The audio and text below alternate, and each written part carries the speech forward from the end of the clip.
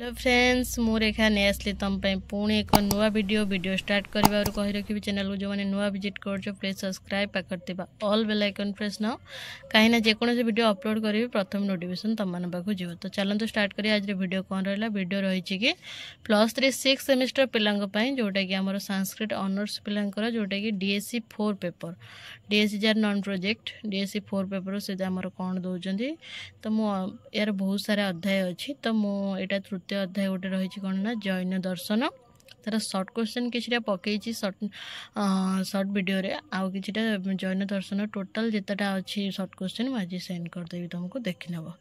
तो देखिया चला यहाँ कौन रहा फास्ट जैन धर्मर प्रवर्तक ऋषभ देव जिन शब्दर अर्थ हो विजेता जैन धर्मर 24 जन तीर्थंकर थिले। जैन धर्म प्रथम तीर्थंकर हेले ऋषभ देव तापर है जैन धर्मर शेष 2 जन तीर्थंकर हेले पार्श्वनाथ और महावीर।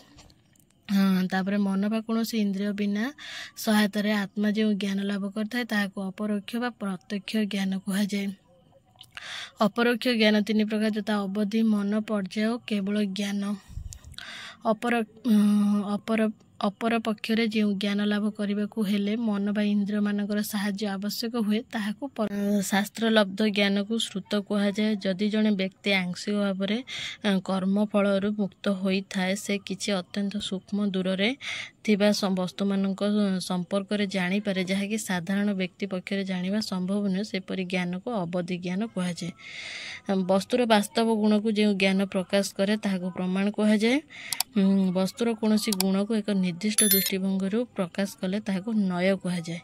नय 7 प्रकार यथा नैगम्य नय संग्रह नय व्यवहार नय ऋजुसूत्र नय शब्द नय समविरुद्ध नय एवं भूत नय।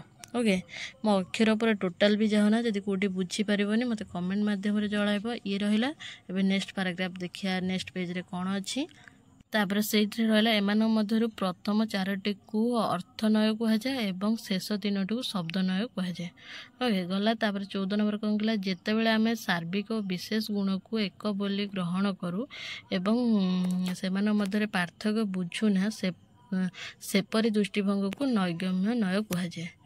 तापर जिते बड़े आम केवल सार्विक गुण को गुरुत्व दे विशेष गुण को अणदेखा करूँ सेपरी चिंताधारा को संग्रह नय कहुए। तापर अपर पक्ष जदि विशेष गुण को गुरुत्व दे यह सत्य बोली ग्रहण करा जाए एवं सार्विक गुण को प्रत्याख्यान करा जाए ताहाको व्यवहार नय कहुए। तापर जैन मतरे नयरु जात तर्क दोष को नयाभास कहुए। सरल भाव में कहले आम जहाँ जिनिस देखुचु से समस्तंकर असंख्य गुण भरी रही अनेकांतवाद कहुए।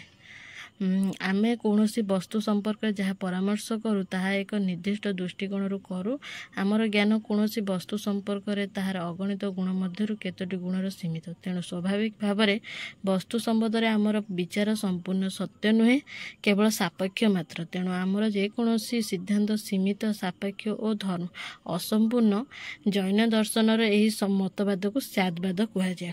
है सैत शब्दर आक्षरिक अर्थ होची संभवतः बा बोध हुए जैन मान मतरे सैत अर्थ आपेक्षिक बोली कहिसेंती। आक्षरिक होची कौन संभवतः किंतु जैन मान मतरे होची सैत शब्द आपेक्षिक बोली कहे। तापर रहा जैन मतरे नय बा परामर्श 7 प्रकार हो पारे यह सप्तभंगी नय कहुए। नेक्स्ट पेज को जीवा तार जो 7 प्रकार कौन रही आमर स्यात् अस्ति स्यात् नास्ति स्यात् अस्चिच नास्ति स्यात् अवक्तव्यम स्यात् अस्चिच अवक्तव्यांच स्यात् नास्ति च अवक्तव्यांच स्यात् अस्ति च नास्ति च अवक्तव्यांच। ओके अवक्त ब्यांच तापर गला 23 नंबर कौन है जो धर्म वस्तुर स्वरूप बा नित्य अर्थात जो धर्म वस्तुर सह सर्वदा रही है गुण कहुए। जो धर्म वस्तुरे अनित्य बा आगंतुक ताहाको पर्याय कहुए। जैन मत अनुसार द्रव्य 2 प्रकार यथा अस्तिकाय अनस्तिकाय। जार काया बा विस्तृत अच्छी ताहाको सरल भाव में कहले जार देह अच्छी ताहाको अस्तिकाय द्रव्य कहुए। जार काया बा विस्तृत बा देह नहीं ताहाको अनस्तिकाय द्रव्य कहुए। ये गला अस्तिकाय 2 प्रकार जीव और अजीव। जीव 2 प्रकार मुक्त बद्ध जीव। अजीव 4 प्रकार धर्म अधर्म आकाश और पूतगल। ओके एटा होची पूतगल गुदगल भला देखा पूतगल। ଯେଉଁ ଦ୍ରବ୍ୟର ଚେତନା ନାହିଁ ତାହାକୁ ଅଜୀବ କୁହାଯାଏ, ଯାହାର ଚେତନା ଅଛି ତାହାକୁ ଜୀବ କୁହାଯାଏ। ଜଡ଼ର ଅନ୍ୟ ନାମ ପୁଦ୍ଗଳ, ଯାହା ପୂର୍ଣ୍ଣ ହୁଏ ଓ ଗଳିଯାଏ ଅର୍ଥାତ୍ ନଷ୍ଟ ହୋଇଯାଏ ତାହାକୁ ପୁଦ୍ଗଳ କୁହାଯାଏ।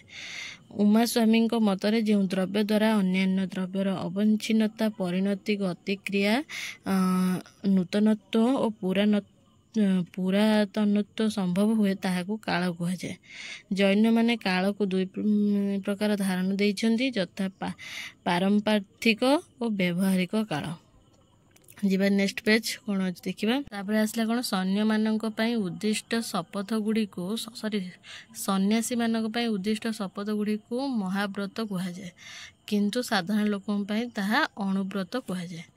ଜୈନ ନୀତିଶାସ୍ତ୍ରରେ ତ୍ରିରତ୍ନ ନାମ ଗୁଡ଼ିକ ହେଲା ସମ୍ୟକ୍ ଦର୍ଶନ, ସମ୍ୟକ୍ ଜ୍ଞାନ ଓ ସମ୍ୟକ୍ ଚରିତ୍ର, ଯାହା ମୋକ୍ଷ ପ୍ରାପ୍ତିର ମାର୍ଗ ଅଟେ। ବନ୍ଧନ ଦୁଇ ପ୍ରକାର, ଯଥା ଦ୍ରବ୍ୟବନ୍ଧ ଓ ଭାବବନ୍ଧ।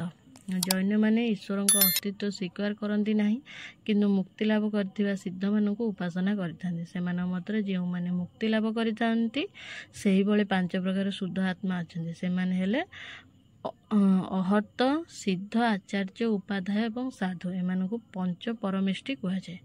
ଓକେ, ତାପରେ ହେଲା କ'ଣ, ଜୈନ ମତରେ ଆତ୍ମା ପୁଦ୍ଗଳ, ମୁକ୍ତ ହେଲେ ନିଜ ସ୍ୱରୂପରେ ଉପନୀତ ହୁଏ ଏବଂ ଏହାକୁ ମୋକ୍ଷ କୁହାଯାଏ। ପୁଦ୍ଗଳ ମୁକ୍ତ ହେବା ପାଇଁ ପ୍ରଥମତଃ ନୂତନ ପୁଦ୍ଗଳର ପ୍ରବେଶକୁ ବନ୍ଦ କରିବାକୁ ହୁଏ, ଏହାକୁ ସମ୍ବର କୁହାଯାଏ। ଦ୍ୱିତୀୟରେ ପୂର୍ବରୁ ସଞ୍ଚିତ ପୁଦ୍ଗଳ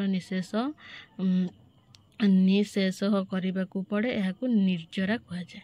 କ୍ଲିଅର? ଇଏ ମୁଁ ତୁମକୁ 40ଟା ଜୈନ ଧର୍ମର ସର୍ଟ କୋଶ୍ଚିନ୍ ଦେଇଦେଲି। ତାପରେ ତୁମକୁ ଆର ଲଙ୍ଗ କୋଶ୍ଚିନ୍ ଦେବି। ତାପରେ ଅନ୍ୟମାନ ଆଉ ଯେତିକି ଅଧ୍ୟାୟ ରହିଲା ସେଗୁଡ଼ା ସବୁ ସାଂଖ୍ୟ ଦର୍ଶନ ଏସବୁ ଗୁଡ଼ାର ସର୍ଟ କୋଶ୍ଚିନ୍ ଦେବି। ତ ଭିଡ଼ିଓ ଏଣ୍ଡ କରିବାରୁ କହି ରଖିବି, ଚ୍ୟାନେଲକୁ ଯେଉଁମାନେ ନୂଆ ଭିଜିଟ୍ କରୁଛ ପ୍ଲିଜ୍ ସବସ୍କ୍ରାଇବ୍, ପାଖରେ ଥିବା ଅଲ୍ ବେଲ୍ ଆଇକନ୍ ପ୍ରେସ୍ ନ, କାହିଁକିନା ଯେକୌଣସି ଭିଡ଼ିଓ ଅପଲୋଡ଼ କରିବି ପ୍ରଥମେ ନୋଟିଫିକେସନ୍ ତୁମମାନଙ୍କ ପାଖକୁ ଯିବ। ତ ଲାଇକ୍ କର, ତୁମ ସାଙ୍ଗମାନଙ୍କ ପାଖକୁ ସେୟାର କର, କମେଣ୍ଟ ମାଧ୍ୟମରେ ଜଣାଅ। ବୁଝିପାରୁନ କି ପଢ଼ିପାରୁନ ମୋତେ ପଚାରିବ, ମୁଁ କହିଦେବି ହେଲା। ଅକ୍ଷର ଉପରେ ଟୋଟାଲ୍ ଯାଉନ, ଅକ୍ଷର କିଛି ବୁଝେ ମୁଁ ଜଲ୍ଦି ତୁମମାନଙ୍କ ପାଇଁ ଆର କିଛି ବି ବହିରୁ ତୁମକୁ ଦେଖିକି ସର୍ଟ କୋଶ୍ଚିନ୍ ବାଛିକି ତୁମ ପାଖକୁ ପଠାଇଛି ହେଲା। ରହୁଛି, ଟାଟା।